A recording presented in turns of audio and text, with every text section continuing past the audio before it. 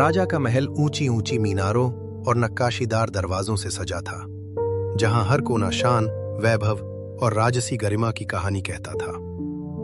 महल के नीचे फैला था एक छोटा सा सुंदर गांव, जहां मिट्टी की खुशबू और लोगों की सादगी में सच्चाई और अपनापन बसता था। महाराज, आज हमारे राज्य सुखनगर में हर ओर खुशहाली है। किसान प्रसन्न हैं, व्यापार बढ़ रहा है। बहुत अच्छा मंत्री जी, प्रजा की मुस्कान ही मेरे राज्य की असली पहचान है। महाराज, जब तक आप हैं, सुखनगर सदा सुखी रहेगा। राजा तभी बड़ा होता है जब उसकी प्रजा सुखी रहे, वरना ताज और सिंहासन का क्या मतलब। महाराज, आज आप बहुत प्रसन्न दिख रहे हैं। हाँ रानी, आज दरबार में सब खुश थे, पर मुझे डर है कि कहीं ये सुख स्थायी ना हो। आप हमेशा चिंता करते रहते हैं। ईश्वर ने आपको ये राज्य किसी कारण से दिया है। रानी, मैं जानता हूं, राजा का सुख तभी है जब हर किसान के घर में चूल्हा जलता रहे। कुछ ही दिनों में आसमान ने करवट ली, बारिश रुक गई, धरती फट गई, फसलें सूख गईं। अरे राम, इस बार तो धरती ने पानी तक नहीं दिया। हमारे बच्चे भूखे हैं और राजा तक बात पहुंच ही नहीं रही। भगवान, कुछ कर दो।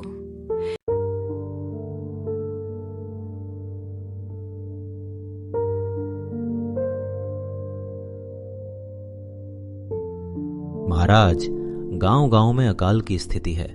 लोग भूख से मरने लगे हैं। क्या? इतनी बड़ी विपत्ति और हमें खबर ही नहीं मिली? मंत्री जी, तुरंत सभा बुलाओ। जी महाराज। मंत्री जी, बताइए, राजकोष में कितना अन्न बचा है? महाराज, मुश्किल से 2 महीने का। तो वो अन्न जनता में बांट दो, कोई भूखा ना रहे। महाराज, तब महल का भोजन? जब प्रजा भूखी है तो राजा का महल भी भूखा रहेगा। भाई, ये खेत इतने सूखे क्यों हैं? अरे भैया, आसमान ने साथ छोड़ दिया। ना बादल आए, ना पानी।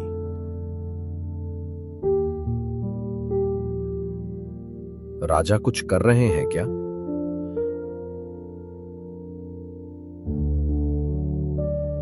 कौन राजा? उन्हें क्या फर्क पड़ता है हमारी भूख से? महल में तो सब है।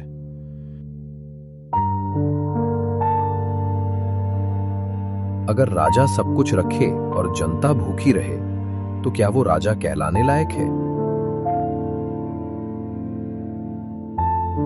ऐसा राजा कहां मिलता है भैया। मंत्री जी, कल से हर गांव में एक नया कुआं खोदना शुरू किया जाए, चाहे इसके लिए महल के खजाने बेचने पड़े। महाराज, ये तो बहुत बड़ा कार्य है। राजा बड़ा नहीं होता अपने मुकुट से, बड़ा होता है अपने कर्म से। आप खुद वहां जाएंगे? हाँ रानी, मैं भी मिट्टी खोदूंगा, ताकि मेरी प्रजा देखे कि उनका राजा उनके साथ है। महाराज खुद फावड़ा चला रहे हैं। ये कैसा राजा है? ऐसे राजा को तो भगवान भी सलाम करे।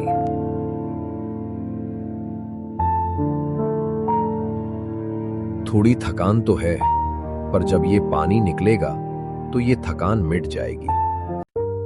महाराज, अब पूरे राज्य में कुएं खुद चुके हैं, फसलें लहलहा रही हैं। ये मेरा नहीं, जनता का परिश्रम है। महाराज, हम आपके ऋणी हैं। आपने हमें जीने का हक दिया। मैंने नहीं, हमने दिया है। राजा और प्रजा जब एक हो जाए तो कोई विपत्ति टिक नहीं सकती। बेटा, आज सुखनगर में जो समृद्धि है वो उस दिन की देन है जब राजा ने अपने गहने बेच दिए थे हमारे लिए। क्या राजा सच में मिट्टी खोदते थे? हाँ बेटा, इसलिए आज भी जब कोई नेता जनता के साथ काम करता है तो लोग कहते हैं वो वीरेंद्र सिंह जैसा राजा है। आज मैं घोषणा करता हूं कि अब से सुखनगर का खजाना सिर्फ राज परिवार का नहीं रहेगा। हर वर्ष उसकी 1/4 राशि जनता के विकास पर खर्च होगी। महाराज, आप सदा जनता के दिलों में रहेंगे। अगर मेरे बाद कोई राजा भूले कि वो जनता का सेवक है, तो ये राजमहल खुद उसे याद दिलाएगा कि सत्ता का अर्थ सेवा है। ताज की असली चमक सोने में नहीं, उस पसीने में है जो जनता के साथ बहता है।